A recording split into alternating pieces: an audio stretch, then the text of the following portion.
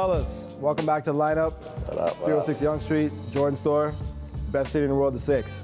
Absolutely. Yeah. So All-Star Weekend's a wrap. You guys watch All-Star Weekend, right? Yeah. So obviously, the pinnacle, the dunk-off, right? Yeah. Right?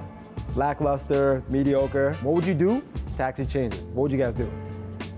I mean, I guess stylistically, it would be tough to actually enforce a change. But I would say, I mean, like the most dramatic shift in the dunk contest to me is the fact that, you know, like the marquee guys aren't coming out for the contest anymore. Like I remember when stars used to actually be at the contest, right? So like when Jordan did that jump, like Magic was right there, right? And so I was looking like, well, where was LeBron? I don't remember seeing LeBron. LeBron has said he's going to throw his name into the hat. Remember that years ago?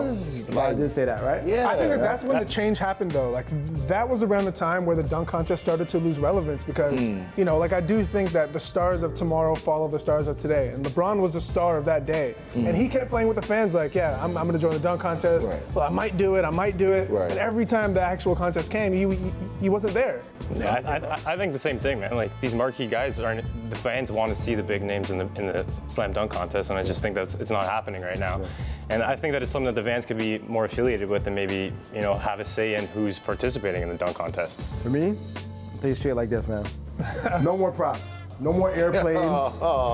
He literally broke his neck. You see that, right? Yeah, no more airplanes. But Black History Month, finally something positive, right? Like, he brought you know what I'm saying? Like, he brought out the airplane.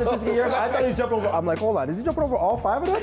Hold on. He literally broke his neck on that airplane, right? The hat wouldn't fit. He literally choked himself with the scarf. It was weak. It was a weak gimmick, for sure. That's kind of the issue with it, too, is that YouTube culture has kind of killed the dunk contest as well. YouTube culture, we've already seen everything. So if we don't have the marquee guys in there, why do we care anymore, right? Yeah, like we can see an 8th grader do the dunk that Vince Carter won the dunk contest with now. It's not as impressive. Yeah. I don't know about that, but it happens. A 360 away from the grade windmill, full extension. I don't know. You seen a grade 8 guy do that? What's that kid's name? Mikey Williams, Mikey something. He played on Braun's son's basketball team.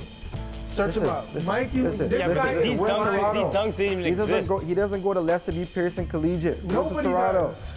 All right, on that note, listen. So we had the first half of the season, second season right here, right? So we're getting out to brass tacks now, right? So this is where it all counts, where everyone's paying for the marbles, right? So, do the Raptors with this new team have what it takes? For me, that's the age-old question. Every year we ask ourselves that. Every year it seems like they do, and they show us that they don't. I mean, I think we'd all like to believe that. We are an incredibly ambitious fan base. Every year we think that no matter what happened the year before, no matter what the issues we've seen throughout the regular season, they're going to overcome in the playoffs. I just don't know. So I'm taking a wait-and-see approach. Talk to me, Nick. What do you think, man? I mean, we're dangerous. We're as dangerous as we've ever been. You know, with the additions of Gasol and Jeremy Lin, I feel like, if it's going to happen, it's going to happen now. Yeah. And we got to do something in the playoffs. We can't be another run-and-gun team and then just be eliminated quickly. Yeah, I definitely have them going all the way to the. Right, I see that. Right? I have them winning. I have them being number 1 at the start of the playoffs. My question is, will the Raptors step up in the playoffs? I don't know this coach's pedigree. You just said you got them in the East. I got them. By the end of the regular season, they'll be number 1 out of the East. Yeah. Nick, what do you think, man? I don't know, man. We just think about the past too much. I feel like we're dangerous this year. Like we have to do something this year. I think whether Kawhi's invested or not, that guy's a winner.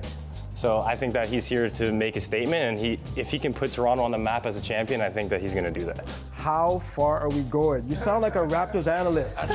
Shout out to Jonesy. He's supporting what I'm saying. Shout out to Jonesy. Shout out to Sherm. Shout out to Real Routins. We are going to the NBA Finals this year. Oh. I don't know if we're going to beat Golden State, but we are going to the NBA Finals this year. Quote me. Jeez, whatever you got to do. Who are we beating?